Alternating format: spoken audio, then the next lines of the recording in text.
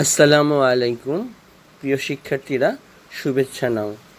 আজকে তোমাদের সাথে আমি নবম ও দশম শ্রেণীর হিসাব বিজ্ঞান বিষয়ের দশম অধ্যায় অনাদায়ী পাওনা এবং অনাদায়ী পাওনা সঞ্চিতি নিয়ে কথা বলবো। শিক্ষার্থীরা, এই ক্লাস শেষে তোমরা সৃজনশীল প্রশ্নে অনাদায়ী পাওনা এবং অনাদায়ী পাওনা সঞ্চিতির ধারণাগুলো প্রয়োগ করতে পারবে। অনাদায়ী পাওনা এবং অনাদায়ী পাওনা সঞ্চিতি সম্পর্কে ধারণা লাভ করতে হলে আগে সঞ্চিতি এবং রিজার্ভ সম্বন্ধে ধারণা লাভ করতে হবে। তাই আমি আগে সঞ্চিতি এবং রিজার্ভ নিয়ে আলোচনা করব।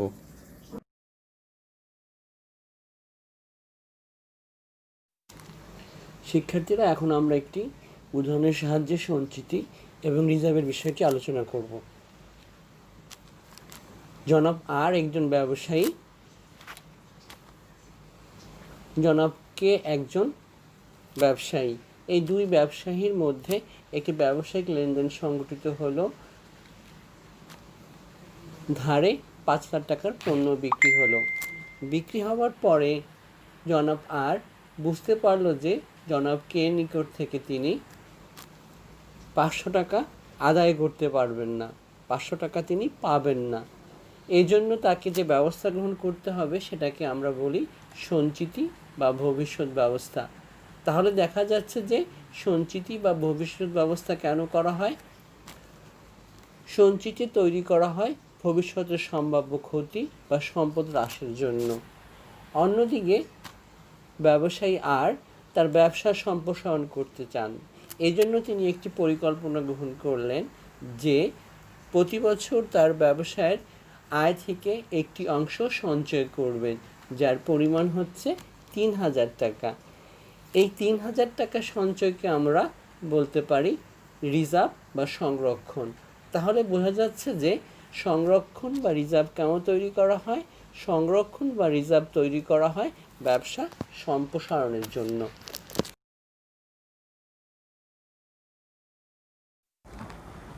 শিক্ষার্থীরা, এতক্ষণ আমরা সঞ্চিতি এবং রিজার্ভের পার্থক্য দেখেছি। এখন আমরা দেখব সঞ্চিতি এবং রিজার্ভের বিস্তারিত বিষয়গুলো। সঞ্চিতি বা প্রভিশন। সঞ্চিতি সাধারণত এমন একটি হিসাবকে বলা হয় যা লাভের একটি অংশ থেকে তৈরি করা হয়। মূলত সম্ভাব্য দায় বৃদ্ধি বা সম্পদ হ্রাসের জন্য এই জাতীয় হিসাব প্রস্তুত করা হয়। এজন্য সঞ্চিতির কতগুলো বিষয় আছে যেগুলো আমাদের স্মরণ রাখা প্রয়োজন। 1. ইহা আয় থেকে তৈরি করা হয়, কিন্তু ইহা মুনাফার কোনো অন্তর্গত কোনো বিষয় নয়। ইহা সবসময় হিসাবে অন্তর্ভুক্ত হবে, লাভ হোক বা না হোক। ইহার পরিমাণ সঠিকভাবে গণনা করা যায় না, শুধুমাত্র অনুমান করা যায়। 3. ইহা তৈরি করা হয় প্রত্যাশিত ক্ষতি বা দায় মোকাবেলা করবার জন্য এবং দায় ও সম্পদ প্রকৃত মূল্য প্রদর্শনের জন্য ইহার আশ্রয় নেওয়া হয়। 4. ইহা ক্রেডিট করা হয় নির্দিষ্ট হিসাবের উপর, কিন্তু কি পরিমাণ ধার্য করা হবে তা অনুমান বা আঁচ করে নির্ধারণ করা হয়। যেমন প্রদেয় আয়কর একটি জ্ঞাত দায়। আয়কর সঞ্চিতি ক্রেডিট করা হয় উক্ত দায় মোকাবেলা করার জন্য। এখন আমরা দেখব কয়েকটি সঞ্চিতির উদাহরণ। 1. সন্দেহজনিত কুঋণ সঞ্চিতি, যাকে ইংরেজিতে বলা হয় provision for bad and doubtful debt. 2. পুঞ্জীবিত অবচয়, প্রভিশন ফর ডেপ্রিসিয়েশন। 3. বাট্টা সঞ্চিতি, প্রভিশন ফর ডিসকাউন্ট। 4. আয়কর সঞ্চিতি, প্রভিশন ফর ট্যাক্সেশন। 5. বিতর্কিত দাবির বিপরীতে কোনো দায়ের সঞ্চিতি, provision for any liability against dispute claim. আমরা অনেক সময় পাওনাদার উপর বাট্টা সঞ্চিতি ধার্য করি, যা হিসাব নীতি সমর্থন করে না।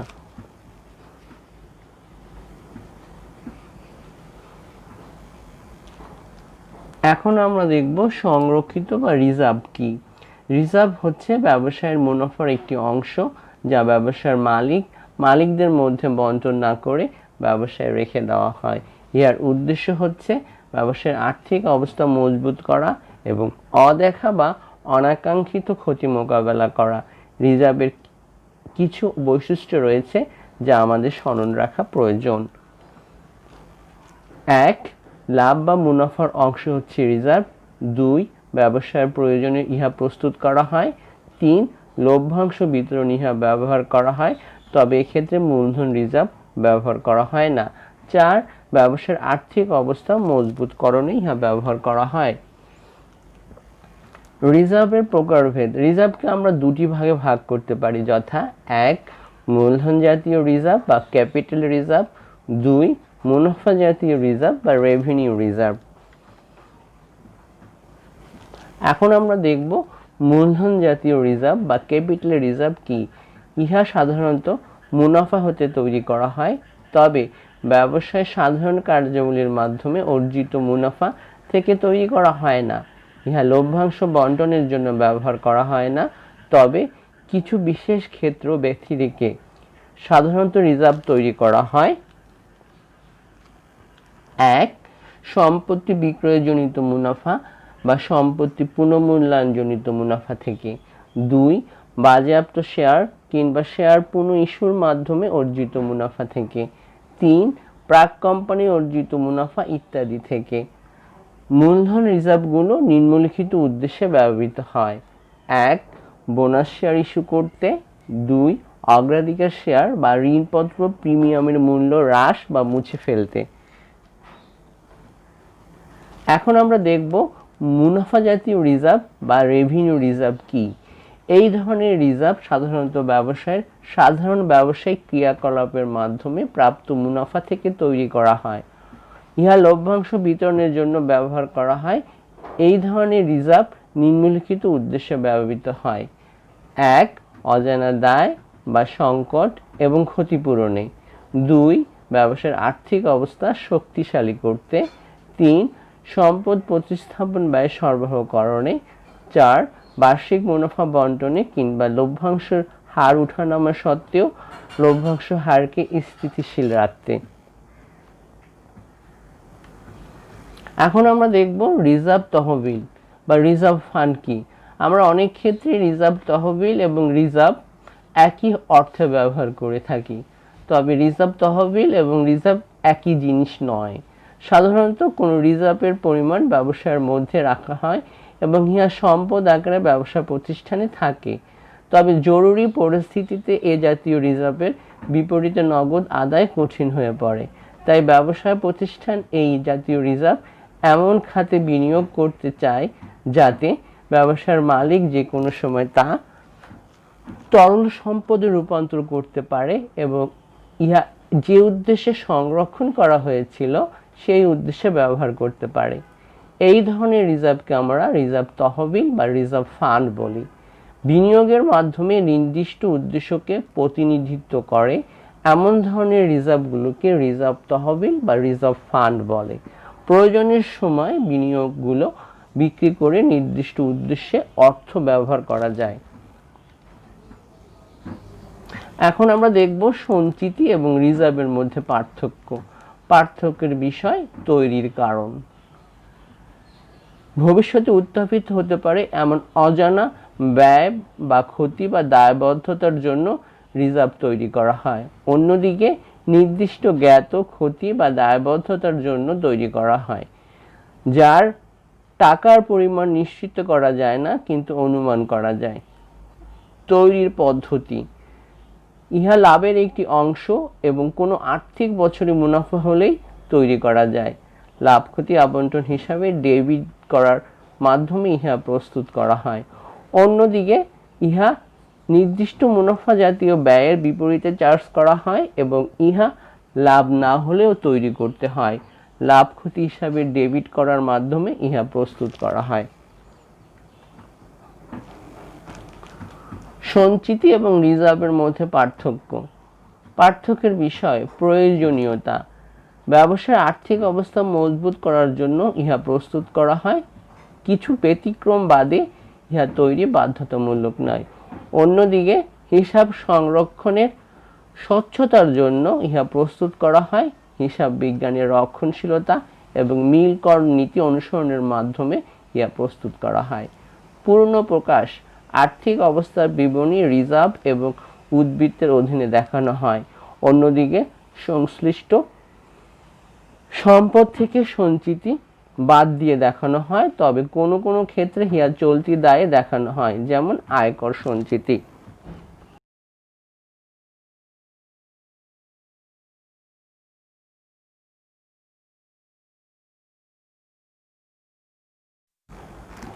শিক্ষার্থীরা, এখন আমরা কুঋণ বা অনাদায়ী পাওনা নিয়ে আলোচনা করব। হিসাব বিজ্ঞানে কুঋণ বা অনাদায়ী পাওনা হিসাবভুক্তি দুটি প্রচলিত পদ্ধতি রয়েছে। সেগুলো হলো 1 সরাসরি অবলোপন পদ্ধতি, 2 ভাতা বা ভবিষ্যৎ ব্যবস্থা পদ্ধতি।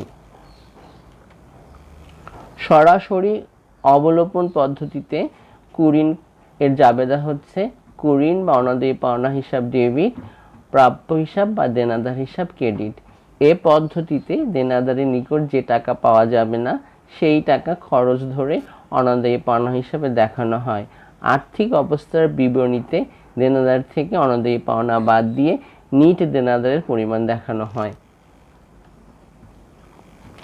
ভাতা পদ্ধতি বা ভবিষ্যৎ ব্যবস্থা পদ্ধতি, এ পদ্ধতিতে প্রত্যেক বছর শেষে অনাদায়ী পাওনার পরিমাণ ভাতা হিসাবে নির্ণয় করা হয় এবং তা পরিচালন ব্যয়ের মধ্যে অন্তর্ভুক্ত করা হয়। এতে আয় এবং ব্যয়ের সঠিক মিলকরণ করা সম্ভব হয়।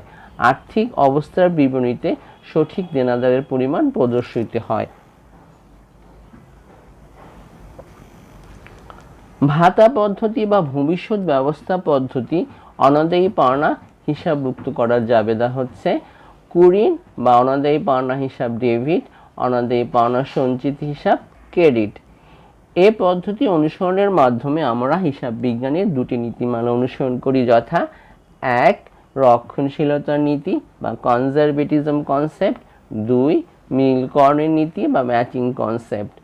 রক্ষণশীলতার নীতি বা কনজারভেটিভ কনসেপ্ট হচ্ছে ব্যবসা প্রতিষ্ঠান বা কোম্পানি ভবিষ্যতে যদি কোনো ক্ষতির সম্ভাবনা থাকে তখন তাকে এর জন্য ব্যবস্থা গ্রহণ করতে হয়, আর এটাকেই বলা হয় রক্ষণশীলতার নীতি বা কনজারভেটিভ কনসেপ্ট। অপরদিকে ম্যাচিং কনসেপ্ট বা মিলকরণের নীতি হচ্ছে সংশ্লিষ্ট হিসাব বছরের মধ্যে যে যত প্রকার আয় আছে সেই আয়ের সাথে সংশ্লিষ্ট বছরের ক্ষতি খরচগুলো সমন্বয় করে সংশ্লিষ্ট বছরের মুনাফা বা ক্ষতি দেখাতে হবে। এর জন্য যে ধারণা রয়েছে সেটাকে বলা হয় মিলকরণের নীতি বা ম্যাচিং কনসেপ্ট। এখন আমরা বিষয়টি একটি উদাহরণের মাধ্যমে বোঝার চেষ্টা করি। জনাব পি একজন বিক্রেতা, জনাব কিউ একজন ক্রেতা। এই বিক্রেতা এবং ক্রেতার মধ্যে একটি লেনদেন সংঘটিত হয়েছে, যেটা এখন আমরা দেখব।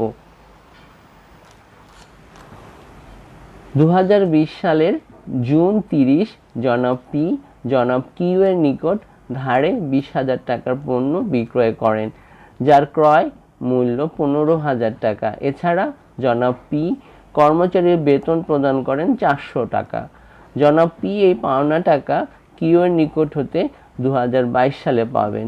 বিক্রেতা জনাব পি 2020 সালে অনুমান করলেন তার পাওনা টাকার মধ্যে 500 টাকা তিনি পাবেন না। বিষয়টি আমরা একটু বোঝার চেষ্টা করি। জনাব পি কিউ এর নিকট 2020 সালে 20,000 টাকার পণ্য বিক্রি করেছিলেন। বিক্রি করার পর 2020 সালে তিনি বুঝতে পারলেন যে পণ্যটা তিনি বিক্রি করেছেন তার মধ্য থেকে তিনি 500 টাকা আদায় করতে পারবেন না। আবার এই 20,000 টাকার যে পাওনা, সে পাওনা টাকা মীমাংসা হবে 2022 সালে। এই হচ্ছে এই অঙ্কের মূল বিষয়। এখন আমরা দেখব জনাব পি এর হিসাব বইতে যে বিষয়গুলো আমরা অন্তর্ভুক্ত করব। 2020 সালে জনাব পি যে কাজগুলো করে থাকবেন সেটা এখন আমরা দেখছি। বিক্রয় 20,000 টাকা, এখান থেকে আমরা ক্রয় বাদ দিলাম 15,000 টাকা, আমরা মুনাফা পেলাম 5,000 টাকা, সেখান থেকে কর্মচারীর বেতন 400 টাকা বাদ দিয়ে নিট মুনাফা পেলাম 4,600 টাকা। এই যে 4,600 টাকা আমরা নিট মুনাফা দেখিয়েছি, এটা কি প্রকৃত নিট মুনাফা বা সঠিক নিট মুনাফা হয়েছে? না, সঠিক নেট মুনাফা হয়নি। তাহলে সঠিক নেট মুনাফাটা কি হবে? বিক্রয় 20,000 টাকা, এখান থেকে বাদ দিলাম ক্রয় 15,000 টাকা, তাহলে মোট মুনাফা হচ্ছে 5,000 টাকা। এখান থেকে আনুষঙ্গিক যে খরচ ছিল কর্মচারীর বেতন 400 টাকা বাদ দিলাম এবং কুরিন খরচ আরও বাদ দিলাম 500 টাকা। এই 500 টাকা আমরা বুঝতে পারবো কিন্তু 2022 সালে, কিন্তু 2020 সালে কিন্তু এর কাজ করেছি। এই বিষয়টা কিন্তু আমাদের কাছে একটু দ্বিধাদ্বন্দ্বে পড়তে হয়। 2020 সালে বিক্রয় ছিল 20,000 টাকা, এই বিক্রয়ের মধ্যেই এই কুরিনটা অর্থাৎ যে টাকাটা পাওয়া যাবে না অন্তর্ভুক্ত। যেহেতু 2020 সালের বিক্রয় 20,000 টাকা, এই জন্য এই বিক্রয়ের বা আয়ের সাথে এই যে সম্ভাব্য খরচ বা ক্ষতিটা রয়েছে এটাকে সমন্বয় করতে হবে। সংশ্লিষ্ট আয়ের সাথে সংশ্লিষ্ট খরচটাকে সমন্বয় করার জন্য যে ধারণা রয়েছে সে ধারণাটাকে আমরা বলি মিলকর্নের নীতি। মিলকর্নের নীতিতে আমাদেরকে বলা হয়েছে সংশ্লিষ্ট বছরের আয়ের সাথে সংশ্লিষ্ট বছরের সমস্ত খরচগুলো সমন্বয় করতে হবে। সংশ্লিষ্ট বছরের আয় হচ্ছে 20,000 টাকা, এর মধ্যে খরচগুলো হচ্ছে কর্মচারীর বেতন এবং কুরিন। এটা এখান থেকে বাদ দিলে সঠিক হিসাবটি অর্থাৎ সঠিক নেট মুনাফাটি আমার এখানে প্রদর্শিত হবে। আমি যদি কুরিন খরচ এখান থেকে বাদ না দেই তাহলে সঠিক হিসাবটি এখানে প্রতিফলিত হবে না। যেটা এই আগে আমরা করেছি সেখানে সঠিক হিসাব প্রতিফলিত হয়নি, এখানে সঠিক হিসাবটি প্রতিফলিত হয়েছে। আর এটা করতে পেরেছি আমরা একমাত্র মিলকর্নের নীতি অনুসরণ করে। অপরদিকে এর জন্য আমরা একটা কুরিন সঞ্চিতি বা কুরিন সঞ্চয় সৃষ্টি করেছি, যেটা আমরা রক্ষণশীলতার নীতি অনুসরণ করে করেছি। রক্ষণশীলতার নীতিতে বলা হয়েছে যে ভবিষ্যতে যদি কোনো খরচ হয়ে থাকে বা ক্ষতির সম্ভাবনা থাকে তখন তো আমাকে ব্যবস্থা গ্রহণ করতে হবে। আর এটাকে বলা হয় রক্ষণশীলতার নীতি। আমার 2022 সালে আমি একটা ক্ষতির সম্ভাবনা হয়েছে, তার জন্য একটা সঞ্চিতি তৈরি করেছি। এই সঞ্চিতি তৈরি করেছি 500 টাকা। এই 500 টাকা তৈরি করার জন্য আমরা যে জাবেদাটা করেছি সেটা হচ্ছে কুরিন হিসাব ডেবিট, কুরিন সঞ্চিত হিসাব ক্রেডিট। পরবর্তীতে যখন 2022 সালে আমরা 500 টাকা আদায় করতে পারবো না তখন জাবেদা করব কুরিন সঞ্চিত হিসাব ডেবিট, প্রাপ্য বা দেনাদার হিসাব ক্রেডিট। 20 সালে কুরিন সঞ্চিত হিসাব আমরা ক্রেডিট করেছিলাম 500 টাকা, 2022 সালে সেই কুরিন সঞ্চিত হিসাব ডেবিট করেছি 500 টাকা। ক্রেডিট এবং ডেবিট দুটো মাধ্যমে আমার কুরিন সঞ্চিত হিসাব মুছে গেল। এই মোছার পরে আমরা কি পেয়েছি, যে দেনাদারের যে 500 টাকা ঘাটতি দেখা দিয়েছিল সেটা সমন্বয় করতে পেরেছি।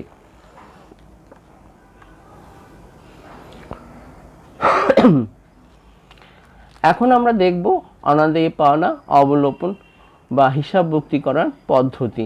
ব্যবসা প্রতিষ্ঠান বা কোম্পানি সমূহ দেনাদারের নিকট থেকে তাদের পাওনা টাকা আদায় করার জন্য বিভিন্ন পন্থা অবলম্বন করে, যেমন নগদ বার্তার ব্যবস্থা রাখে, চিঠি দিয়ে থাকে ইত্যাদি।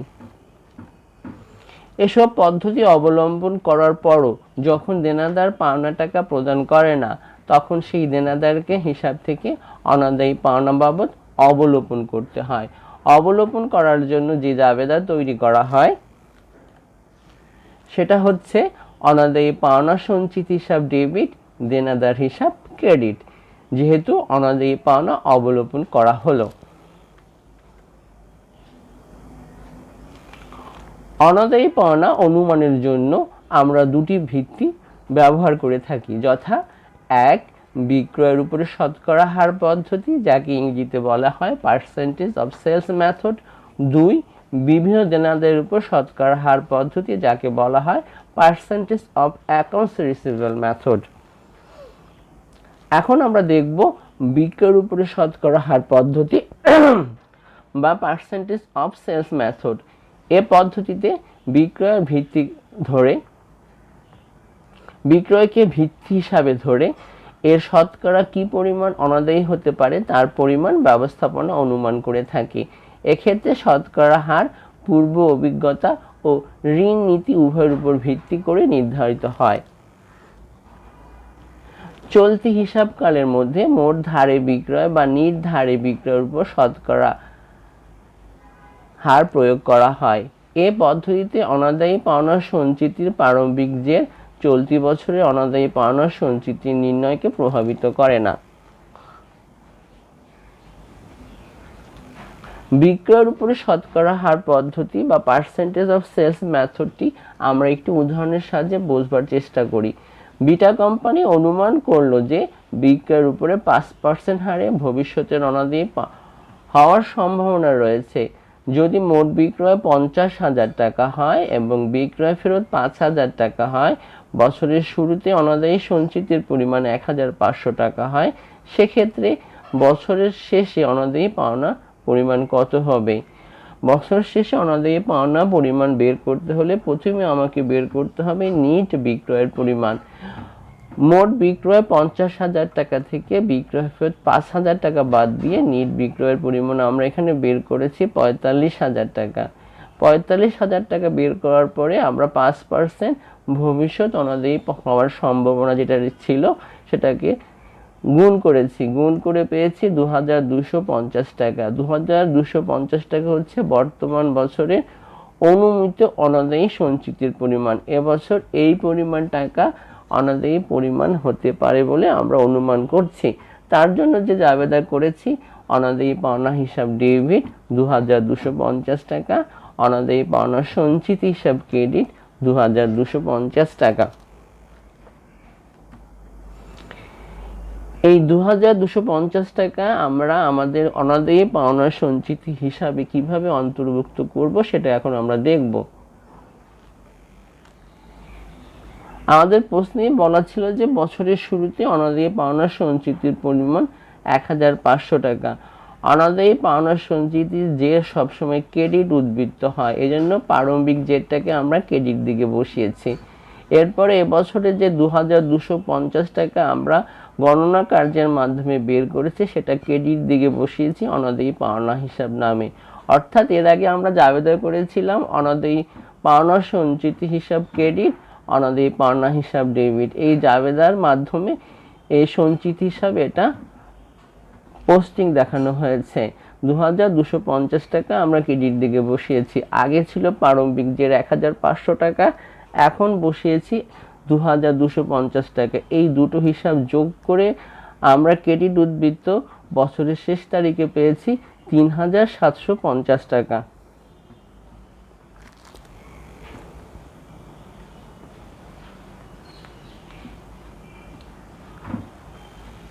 এখন আমরা দেখব বিভিন্ন দেনাদারের উপরে শতকরা হার পদ্ধতি, যাকে ইংরেজিতে বলা হয় percentage of accounts receivable method.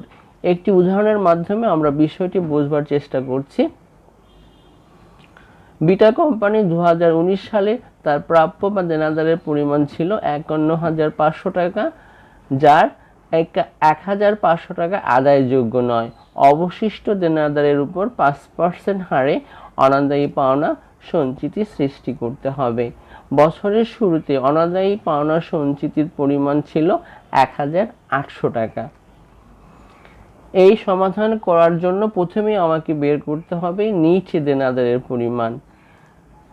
দেনাদারের পরিমাণ ছিল 51,500 টাকা। সেখান থেকে যে টাকাটা আদায়যোগ্য নয় সে টাকা বাদ দিয়ে আমি নিট দেনাদারের পরিমাণ বের করেছি 50,000 টাকা। এই 50,000 টাকার উপরে 5% ধরে অনাদায়ী পাওনা সঞ্চিতির পরিমাণ বের করেছি 2,500 টাকা। এটা হচ্ছে বছরের শেষ তারিখে অনাদায়ী পাওনা সঞ্চিতির পরিমাণ। আমার বছরের শেষ তারিখের অনাদায়ী পাওনা সঞ্চিতির উদ্বৃত্ত হচ্ছে এখানে 2,500 টাকা। বছরের শেষ তারিখে 2,500 টাকা করার জন্য আমি যে কাজটা করব সেটা হচ্ছে প্রথমেই আমাকে অনাদায়ী পাওনা যেটা আদায়যোগ্য নয় সেটার জন্য জাবেদা করতে হবে। এর জন্য যে জাবেদাটা করব সেটা হচ্ছে অনাদায়ী পাওনা সঞ্চিতি হিসাব ডেবিট 1,500 টাকা, প্রাপ্য বা দেনাদার হিসাব 1,500 টাকা। অর্থাৎ অনাদায়ী পাওনা সঞ্চিত আমি কমিয়েছি 1,500 টাকা এবং দেনাদারও কমিয়েছি আমি 1,500 টাকা। অর্থাৎ বছরের প্রথম তারিখে আমার অনাদায়ী পাওনা সঞ্চিতি ছিল 1,800 টাকা, এখান থেকে 1,500 টাকা কমিয়ে দিয়েছি। বছরের শুরুর তারিখে ছিল 1,800 টাকা, এখান থেকে কমিয়ে দিয়েছি 1,500 টাকা। কমিয়ে দেওয়ার পর আমার অনাদায়ী পাওনা সঞ্চিতি এখনও উদ্বৃত্ত রয়েছে 300 টাকা, অথচ বছরের শেষ তারিখে আমার অনাদায়ী পাওনা সঞ্চিতির পরিমাণ হবে 2,500 টাকা। অর্থাৎ আমাকে আরও 2,200 টাকা খরচ হিসাবে অনাদায়ী পাওনা সঞ্চিতি হিসাবে যোগ করতে হবে। অর্থাৎ এই 2,200 টাকা অতিরিক্ত অনাদায়ী পাওনা সঞ্চিতি তৈরি করতে হবে। এর জন্য যে জাবেদা করতে হবে সেই জাবেদাটা হচ্ছে অনাদায়ী পাওনা হিসাব ডেবিট 2,200 টাকা, অনাদায়ী পাওনা সঞ্চিতি হিসাব ক্রেডিট 2,200 টাকা। এখন আমরা দেখব এই বিষয়টি অনাদায়ী পাওনা সঞ্চিতি হিসাবে লিপিবদ্ধ করব। আমরা আগেই জেনেছি অনাদায়ী পাওনা সঞ্চিতির প্রারম্ভিক জের হচ্ছে ক্রেডিট। এজন্য প্রশ্নে যে বছরের শুরু তারিখে অনাদায়ী পাওনা সঞ্চিতি ছিল 1,800 টাকা, সেটা আমরা প্রারম্ভিক জের হিসাবে ক্রেডিট দিকে বসিয়েছি। তারপরে আমরা যে টাকাটা আদায়যোগ্য হবে না 1,500 টাকা, সেটা জাবেদার মাধ্যমে দেনাদার থেকে কমিয়ে অনাদায়ী পাওনা সঞ্চিতি হিসাবে কমিয়ে দিয়েছি। 1,800 টাকা থেকে 1,500 টাকা কমিয়ে আমরা উদ্বৃত্ত পেয়েছি 300 টাকা। এই 300 টাকার সাথে আমরা বর্তমান বছরে যে টাকাটা আমরা আমাদের আয় থেকে সরিয়েছিলাম 2,200 টাকা, সেটা যোগ করেছি ক্রেডিটের দিকে উপস্থাপনের মাধ্যমে অনাদায়ী পাওনা খরচ হিসাবে দেখিয়ে। 2,200 টাকা যোগ করে বছরের শেষ তারিখে 2,500 টাকা পেয়েছি, যেটা আমরা পূর্বেই গণনা করে বের করেছি যে বছরের শেষ তারিখে আমাদের 2,500 টাকা থাকতে হবে। এখানে আমরা দেখিয়েছি 2,500 টাকা আমার বছরের শেষ তারিখে এসেছে। এখন এই বিষয়টি আমরা বিষয়দায় বিবরণী এবং আর্থিক অবস্থার বিবরণী কিভাবে দেখাবো সেটা দেখব। বিষয়দায় বিবরণীতে আমাদের বিভিন্ন অংশ থাকে, তার মধ্যে পরিচালন ব্যয়ের মধ্যে কুঋণ সঞ্চিতির কাজ করতে হয়।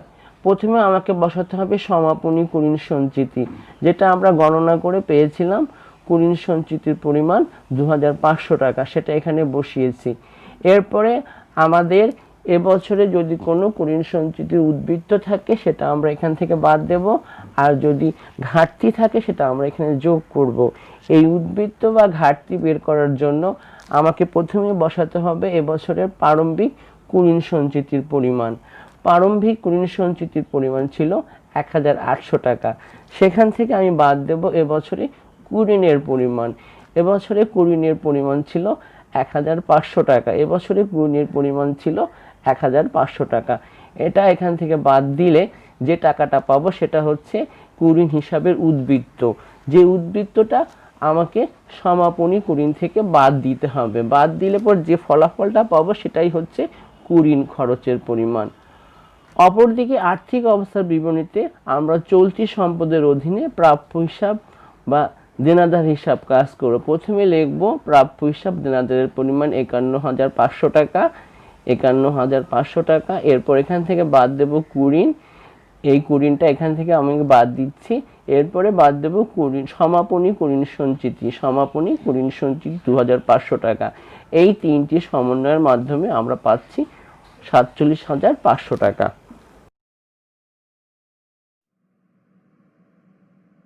শিক্ষার্থীরা, এতক্ষণ যে আলোচনা করা হয়েছে নিশ্চয়ই তোমরা তা বুঝতে পেরেছ এবং সৃজনশীল প্রশ্নে অনাদায়ী পাওনা এবং অনাদায়ী পাওনা সঞ্চিতির পদ্ধতিগুলো প্রয়োগ করতে পারবে। আগামীতে আমার ক্লাস দেখার আমন্ত্রণ জানিয়ে সবার কাছ থেকে এখানে বিদায় নিচ্ছি। আল্লাহ হাফেজ।